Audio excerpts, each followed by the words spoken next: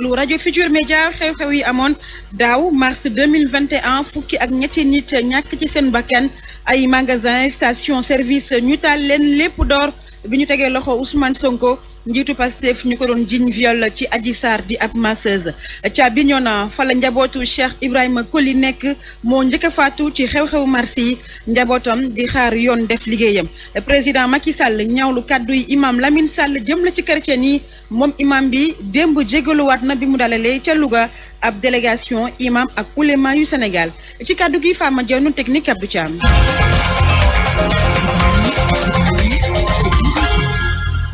jërë ngeen jëf mbokk yi déglu rajo Futur Média mars 2021 mars 2022 am na at ci tey bi événement yi tàmbalee woon loole nag nekkoon événement yu doy waar ci réew mi ay nit ñàkk seen bakkan seen lim toll na ci fukk ak ñett lépp a ngi door nag bi nga xamante ni teg nañu loxo Ousmane Sonko Adji Sarr doon ko jiiñ viol ñu ànd ceeg Mamadou Oumar Ba.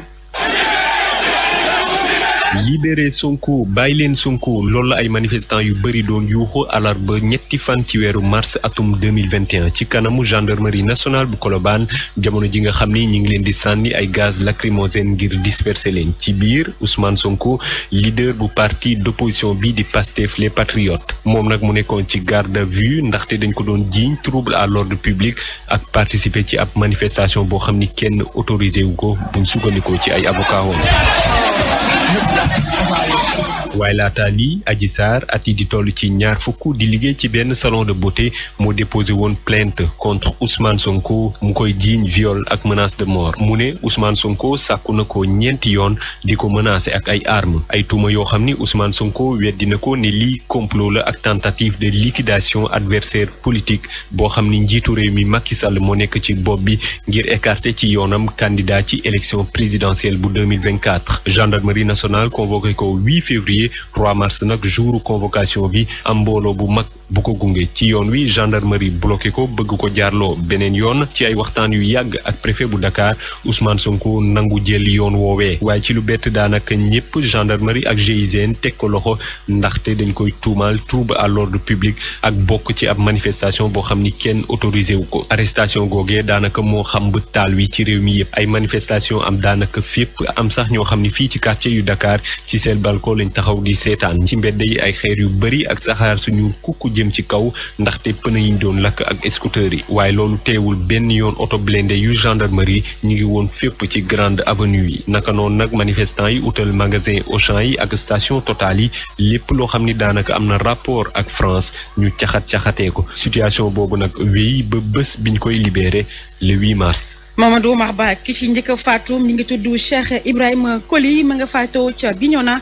ab balu fetal nag moo ko faat boobu ba léegi nag ay mbokkam na ci naqar ak tiis ndax nee ñu ginnaaw xew-xew yi nguur gi dafa waxoon réparation dina am waaye boobu ba léegi gis ñu dara ñu fekk ca Bignona Lamine Ba. dundu nakar ak dundu métit nakar ak métit. ginnaaw bi at weesoo ñu dund lu métti li nga xam ne nag nemmeekoon nañ ko fi seeni doom bi di Cheikh Ibrahima Coly daanu ci balu force de l'ordre yi ci jamono jooju ba léegi méttit la ñuy dund. waajur bu góor bi di Massiré Coly chauffeur la ca biir administration bi nee na menn doom bu góor boobu la yoroon moom la ñàkk. loru naa torop doon boobu képp koo xam ne yor nga jaboot te nga am doom bu góor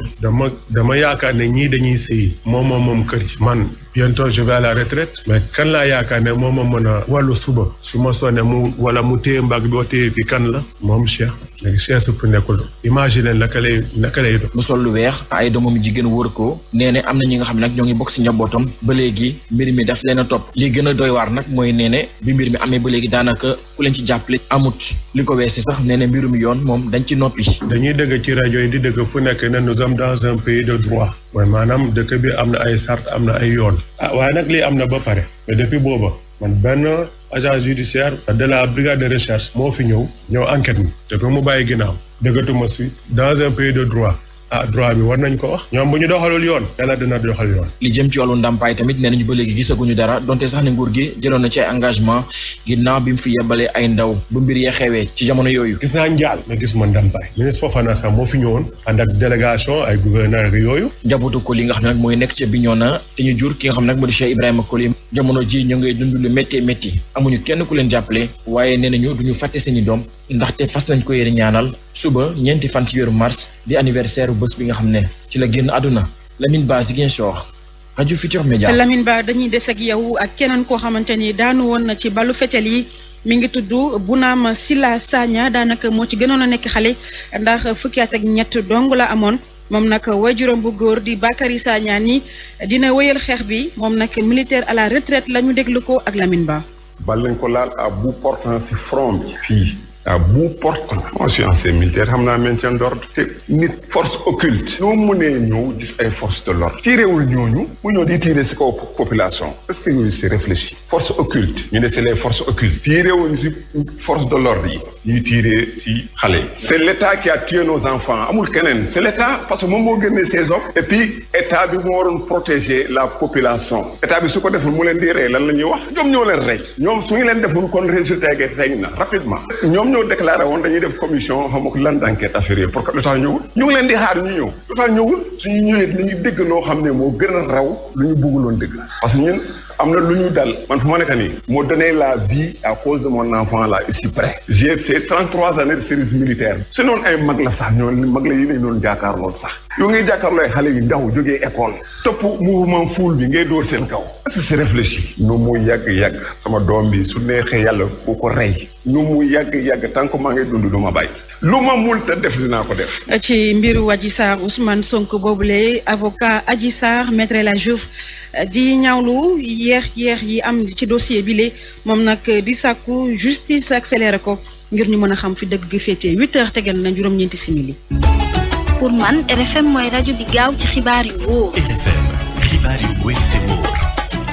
lakkub mairie Djirnda nekk ca Fatick démb la ko tribunal bi doon atte Lamine Ndiaye mi ñu njort ni moo ko jiite nekkoon candidat ci mairie ba daan nañ ko ñaari ati kaso waaye benn weer. wàllu yoon observateur xëye mbir mu duppee càccum bateau engrais ca pooram Ndakaaru ak ñañ ci nar a déglu ko mooy wul fan yi di ñëw te ñu nekk ay boromi tur yéeni kaay bu groupe Futurs Médias ne kañ ca njëkk a jàpp nag teeku ci kaso bi jàppee ko ndey mbill gi soxna suñ naan ndey non si ñang di njiital kër gi di transcontinental transit lañ ko toppee di rawalem ñaar fukk ak juróom-benn junniy tonni engrais valeur u $7 milliards yu tegal 989 millions di engrais bu doomab turki bi di Raoul Chanda directeur Ré-Énergie soxna si ci xibaar yi observateur ne ci déglu gi ci kanamu yoon na fa ko mel ni ancien promoteur de lutte bi di Aziz Ndiaye mag ja Massata Ndiaye ku naan Aliou Diouf Lambaye ak Arona Ba nee na it ku naan Mamadou Ba moom jot na caa rawale fukki junniy tonne ak benn ci urée Atoumane Sy ak ku naan Mohamed Ako it yéene kaay bi ne ñu ngi ci xolub mbir mi observateur ne yoon nag jaare ko ci juge deuxième cabinet Mamadou Seck ku may wul ñu jox délégation judiciaire waa sûreté urbaine ngir ñu xóotal gëstu yi tàmbali déglu yi ngir xëy na du ñàkk opération yi ñu jógte woon ngir sëlëmal gëlëmal douane ñu gàntal ko dañuy des ak yoon ak mbiri Barthélémy Diaz maire Ndakaaru Sud Quotidien ne fukki fan ak juróom-ñett ci weeru mai lay xam ne ay mbiram di mujjee ginnaaw bu tribunal jàppee bis boobee ne bisab délibéré bi bisab waddal dogal atte bi l'info ne lay yoot Barthélémy Diaz mooy kaso bi prison ferme ndax procureur chargé na ko laata muy sàkk juróomi ati kaso ci moom avocat njabootug Ndiaga Diouf ne kenn du ca njaag ci faat gi ko mooy moom Barthélémy Diaz avocat bay sàkku téeméeri million ak juróom fukk ne nampaay waaye Barthélémy Diaz wedd na ba mu set wicc kàddu yooyee ndax nee na bal ba rey Ndiaga Diouf tukkeewul ci ngànnaay la mu yoroon ca tuuma yi nu koy teg du benn firnde bu ko dëggal mu teg ca xamal ëttu atte bi moom Barthélémy Diaz ne dogal bu ngeen mën a jël may wéy di doon maire Ndakaaru Les Échos ne tey la Barthélémy Diaz gën a weddi tuuma yi nu ko teg xamle ne daanaka fukki at a ngi nag mu ne ci contrôle judiciaire La Tribune ne ay menaces moom am na ci postam ne maire Ndakaaru te ko moywul mu ñàkk mandaam yéeni kaay bi dellu si ci bukki ba màttoon Khalifa Ababacar Sall waaye ay farandoom Barthélémy Diaz ñu ngi teel a xamle ne ñoom duñu nangu benn yoon ay payonte wala ndëgg sërëx ak pexey politique Barthélémy Diaz ci Vox Populi ne lañu bëgg moom xam naa ko ci gàttal waaye du mës a jàll may wéy di doon maire Ndakaaru bés bi le jour ne sagar moom mu ngi xeeñ ci ñaari fauteuil muy bu maire Guédiawaye ak bu Ndakaaru maire Ndakaaru bi juróomi ati kaso di yoon ak maire Guédiawaye Ahmed Aïdara bu ñu yëlëb ba daanaka tànneetul ab xob ca bureau ba ci maire ville Guédiawaye le mandat gis ne Yewwi Askan Wi ci boppam la xare bu métti ci wàllu politique di yoot ak procureur bi sëkkatal Barthélémy Diaz naka noonu Ahmed Aïdara mi ñu néewal ca Guédiawaye Boubacar Camara faf moom takki bagaasam bàyyi ko ci goge kuréel yéenekaay bi di réew mi moom ak li xew ca Guédiawaye gis ne Aliou Sall ci boppam moo fayu ci kaw Ahmed Aïdara ca nag loolu war naa tax sax opposition bi seen bopp daal di dem bennoo ji doon benn dànk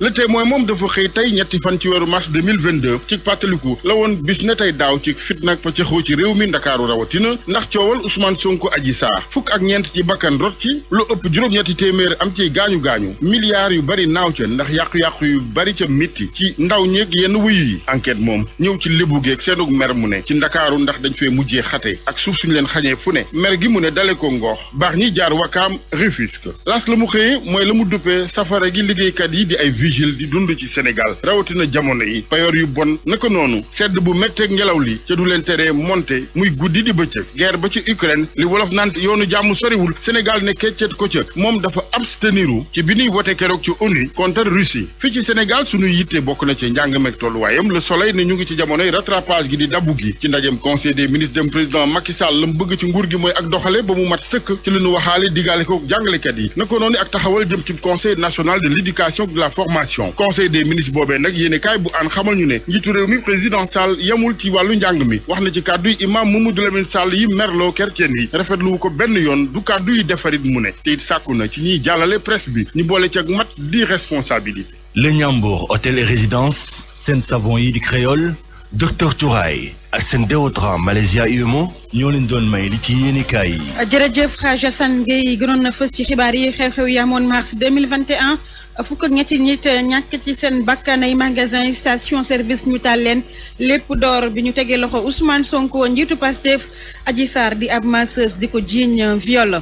ca Bignona fa la njabootu Cheikh Ibrahima Koli nekk moo njëkk a faatu ci événement mars yi njabootam di xaar yoon def liggéeyam. président Macky Sall ñaawlu kàddu yi imam Lamine Sall jëm la ci chrétien yi moom imam bi démb jégaluwaat na bi mu dalalee ca Louga ab de am na at ci tey bi événement yi tàmbalee woon loole nag nekkoon événement yu doy waar ci réew mi ay nit ñàkk seen bakkan seen lim toll na ci fukk ak ñett lépp a ngi door nag bi nga xamante ni teg nañu loxo Ousmane Sonko Adji Sarr doon ko jiiñ viol ñu ànd ceeg Mamadou Oumar Ba.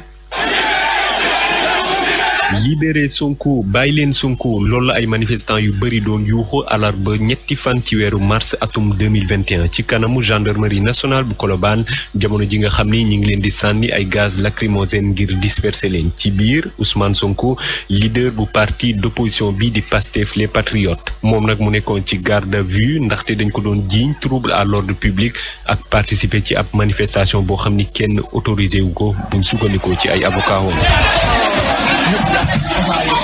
waaye laata lii Adji Sarr at yi di toll ci ñaar fukk di liggéey ci benn salon de beauté moo déposé woon plainte contre Ousmane Sonko mu koy jiiñ viol ak menace de mort mu ne Ousmane Sonko sàkku na ko ñeenti yoon di ko menacé ak ay armes ay tuuma yoo xam ni Ousmane Sonko weddi na ko ne lii complot la ak tentative de liquidation adversaire politique boo xam ni njiitu réew mi Macky Sall moo nekk ci bopp bi ngir écarter ci yoonam candidat ci élection présidentielle bu 2024 gendarmerie nationale convoqué ko 8 février 3 mars nag jouru convocation bi am mbooloo bu mag bu ko gunge ci yoon wi gendarmerie bloqué ko bëgg ko jaarloo beneen yoon ci ay waxtaan yu yàgg ak préfet bu Dakar Ousmane Sonko nangu jël yoon woowee waaye ci lu bett daanaka ñëpp gendarmerie ak GIGN teg ko loxo ndaxte dañ koy tuumaal trouble à l'ordre public ak bokk ci ab manifestation boo xam ni kenn autorisé wu ko arrestation googee daanaka moo xam ba taal wi ci réew mi yëpp ay manifestation am daanaka fépp am sax ñoo xam ni fii ci quartier yu Dakar ci seen balcon lañ taxaw di seetaan ci mbedd yi ay xeer yu bëri ak saxaar suñu kukku jëm ci kaw ndaxte pneu yi ñu doon lakk ak scooter yi waaye loolu teewul benn yoon auto blindé yu gendarmerie ñu ngi woon fépp ci grande avenue yi naka noonu nag manifestants yi utal magasin Auchan yi ak station Total yi lépp loo xam ni daanaka am na rapport ak France ñu caxatee ko situation boobu nag wéy ba bés biñ koy libéré le 8 mars. Mamadou Oumar Ba ki ci njëkk a faatu mi ngi tudd Cheikh Ibrahima Koli ma nga faatoo ca Bignona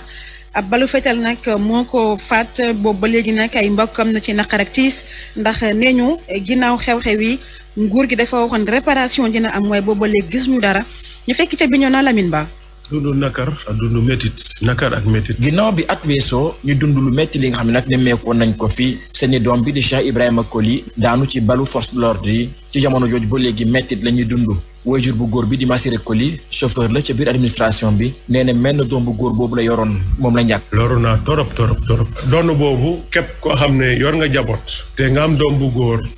dama yaakaar ne ñii dañuy sëy moom kër yi man bientôt je vais à la retraite mais kan laa yaakaar ne moom mën a wàllu suba su ma sonné mu téye mbag boo téye fi kan la moom Cheikh léegi Cheikh su fi nekkul imagine naka lay do mu sol lu weex ay doomam jigéen wër ko nee na am na ñi nga xam ne nag ñoo ngi bokk si njabootam ba léegi mbir mi daf leen a topp li gën a doy waar nag mooy nee ne bi mbir mi amee ba léegi daanaka ku leen ci jàppale amut li ko weese sax nee ne mbirum yoon moom dañ ci noppi. dañuy dégg ci rajo yi di dëkk fu nekk ne nous sommes dans un pays de droit mooy maanaam dëkk bi am na ay sart am na ay yoon waaye nag lii am na ba pare mais depuis booba man benn agent judiciaire de la brigade de recherche moo fi ñëw enquête mi depuis mu bàyyi ginnaaw dëggatuma si dans un pays de droit droit bi war nañ ko wax ñoom bu ñu doxalul yoon dina doxal yoon. li jëm ci wàllu ndàmpaay tamit nee nañu ba léegi gisaguñu dara donte sax ne nguur gi jëloon na ci ay engagement ginnaaw bi mu fi yebalee ay ndaw bu mbir yee xewee ci jamono yooyu. gis naa njaal mais gis ma ndàmpaay ministre Fofana sax moo fi ñëwoon ànd ak délégation ay gouverneur yooyu. njabootu Coly nga xam ne nag mooy nekk ca Bignona te ñu jur ki nga xam ne nag moo di Cheikh Ibrahima Coly jamono ji ñu ngay dund lu métti amuñu kenn ku leen jàppale waaye nee nañu duñu fàtte seeni doom ndaxte fas nañ ko yéene ñaanal suba ñeenti fan ci weeru mars di anniversaire bés bi nga xam ne ci la génn àdduna. Lamine Ba Ziguinchor rajo Futurs Médias. Lamine Ba dañuy des ak yow ak keneen koo xamante ni daanu woon na ci balu fetel yi mi ngi tudd Bounama Silla Sagna daanaka moo ci gënoon a nekk xale ndax fukki at ak ñett dong la amoon moom nag waajuram bu góor di Bakary Sagna ni dina wéyal xeex bi moom nag militaire à la retraite la ñu déglu ko ak Lamine Ba. bal lañ ko laal à bout portant si front bi fii. à bout portant. moi je suis ancien militaire xam naa maintien d'ordre te nit force occulte. noo mënee ñëw gis ay force de l'ordre. tiirewul ñooñu. mu ñëw di tiire si kaw population. est-ce que ñooñu c'est réfléchi. force occulte. ñu ne c'est les forces occultes. tiirewuñu si force de l'ordre yi. ñuy tiire si xale yi. c'est l'État qui a tué nos enfants amul keneen. c'est l'État parce que moom moo génnee ces hommes. et puis État bi moo waroon protéger la population. État bi su ko deful mu leen di rey lan la ñuy wax. ñoom ñoo leen rey. ñoom su ñu leen deful kon résultat yi feeñ na rapidement. ñoo déclaré woon dañuy def commission xam nga lan d'enquête affaire yi pour que lu tax ñëwul ñu ngi leen di xaar ñu ñëw lu tax ñëwul suñu ñëwee dinañu dégg loo xam ne moo gën a raw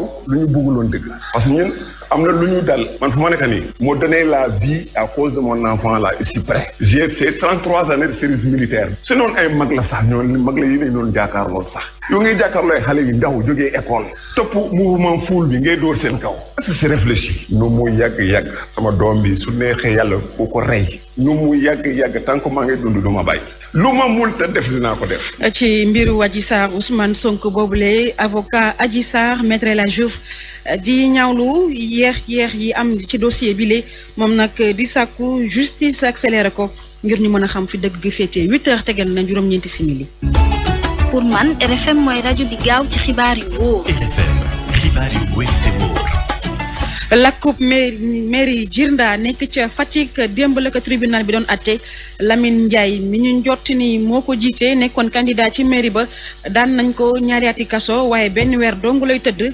fukk ak ñett ñeneen ñu màndaloon daan nañ leen ñaari ati kaso waaye fukki fan rek lañ ciy tëdd am na ñaar ñoo xamante ni nañ leen a bàyyi yoon toppewu leen dara ñuy fekk ca Djirnda Aminata Goudiaby. salle d'audience bu tribunal grande instance bu Fatick nag fees del la defoon ay nit ñu bëri ñoom ñoo jóge woon ci île du Saloum yi ñëw fekkee procès bi nga xam ne moom moo ñeeloon taal gi ñu taaloon mairie bu Djirnda ñi nga xam ne nag ñoom lañ ko jiiñ te seen lim tollu woon ci fukk ak juróom-benn ñoom ñëpp nag ñëw nañu taxaw ci baar bi mu bokk ci nag ñeenti yëf yoo xam ne ñi ngi leen ko doon toppee ca mujjantal ga tribunal bi nag dafa jël dogal daan ki nga xam ne moom moo di Lamine Ndiaye nekkoon candidat ci élection yi ñu génn te ñu mujj ko gagné ñaari atu kaso yoo xam ne benn weer rek la ci tëdd mu am fukki nit ak ñett yoo xam ne nag ñoom itam ñaari atu kaso lañ leen daan waaye nag ki fan yi rek lañ ci tëdd am na ci ñaar ñoo xam ne nag dañ leen a bàyyi ne amuñu preuve ci li nga xam ne moom lañ leen di toppee maître Bassirou Sakho mi nga xam ne moom moo nekkoon avocat partie civile bi di rafetlu dogal bi nga xam ne moom la tribunal jël. tribunal rappelé na ko cohésion sociale bi am foofu peine bi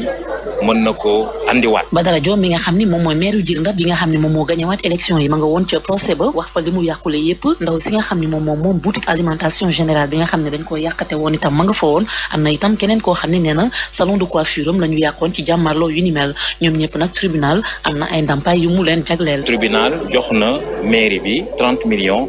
pour réparer préjudice am yeneen ñaari parties civiles yi ku ci nekk jox na la 5 millions ak 300 000. procès bi nag daanaka duré na lu tolloo ko juróom-benni waxtu juge yi nga xam ne ñoom ñoo fa nekkoon ak itam procureur bi ñoom ñëpp dañu ne ñii li ñu def dafa garaaw ndaxte mairie bi dañ koo taal ay poteau électrique yoo xam ne Senelec ñoo ko fa yóbbuwoon itam dañ ko taaloon samedi fukki fan ak ñaar ci weeru février bi ñu génn sous-préfet dafa ñëwoon ngir installer Badara Diom mi nga xam ne moom moo gagné élection yi ay nit taxaw na du fa amee ndaxte élection yi jaarul woon ci yoon Aminata Goudiaby Fatick RFM. jërëjëf Aminata Goudiaby kaddu yi Imam Sall démb conseil des ministres président Macky Sall wax na ci moom nag ñaawlu na kaddu yu ñu mel ba noppi nag daal di ñaax organe de presse yi ñu gën a xool seen jëfalin ngir daal bañ a yàq li nga xamante ni moo di déggoo gi am ci këru diine yi fii ci réew mi moom nag nee na bu sañoon kàddu yu ñu mel dootu ko déggati ginnaaw président Macky Sall ministère de la culture et de la communication moom it xaatim ab communiqué di ñaawlu kàddu yooyu le nee na daal entreprise de presse yi nañu gën a xool nu ñuy dalalee seen i gan invité yi ba nga xamante ni kàddu yu mel nii dinañu ko mën a daañu ko bañ a dégg ci espace médiatique bi moom Imam Sall démb jéggaluwaat na ca Louga foofu nag ñu doon dalal ab délégation imam ak ulema yu Sénégal ñu fekk fa Abraham Paul Pouy. ginnaaw bu mu yëkkatee ay kàddu jëmale ko ci chrétien yi ñu jot koo ñaawlu. Église bi organisé ab conférence de presse ngir mën a tontu association des imams et oulémas du Sénégal sol seen dàll bëgg a waxtaan ak ñaari pàcc yi ngir jàmm mën a am ñuy dox médiation bi ñu bokk ci bureau association bi nag ñoo déplacé wu ñëw ba Louga dem ci imam Lamine Sall délégation bi nag ki ko jiite woon moo di imam Matar Ndiaye. seet si gi nag tànku jàmm ak salaam rek la di dox ay kaddu jàmm di médiation ci li nga xam ni ay kaddu yoo xam ne yëkkati nañ ko fan yi te Sénégal wax dëgg yàlla ku nekk xam na ni réewu jàmm la réew la moo xam ni catholique yi ak jullit ni daanaka ñoo bokk lépp benn famille la li ñuy wax dialogue islamo-chrétien ci Sénégal cohabitation sax foofu réalité la fi rafet na lu historique la lu fi yàgg la kon defe naa ni kon fexe sàmm loolu ci sunu ay intervention ba dérapage yu nu mel dootul amati ci réew mi loolu nag moo tax a jóg ñun association des imams et oulémas du Sénégal ànd see kilifa yi yépp ci nii nag imam Lamine Sall daal di baalu ak chrétien yi. mu naqari suñu mbokk chrétien yi ñoom ñëpp maa ngi leen di jéggulu ci loolu naqaru xol woowu ñu am te mu jóge ci kàddu goo xam si man maa ko wax di fas yéene tin lu mel nii dinaa fexe ba dootu amati fu bëgg jàmmi Sénégal. association imam et ouléma du Sénégal nag fas yéene nañoo dajeek église bi waxtu yi ñu jëm ngir jàmm sax ba faw fii ci Sénégal mu nekkoon Abraham Paul Pouy Louga RFM. rajo askan wax ci wàllum politique démb Guédiawaye ñu ngi doon voté bureau municipal bi vote bi tàmbali 10h jëm ba 4h du matin ci fukk ak ñeenti adjoint yi coalition Benno Bokk Yaakaar am na fukk ak benn yi ñett yi coalition Yewwi Askan Wi ñoo ko gagné di majorité ci équipe bi nga xamante ni Aliou Sall di maire ba fa woon moo ko mujjee am Aliou Sall coordinateur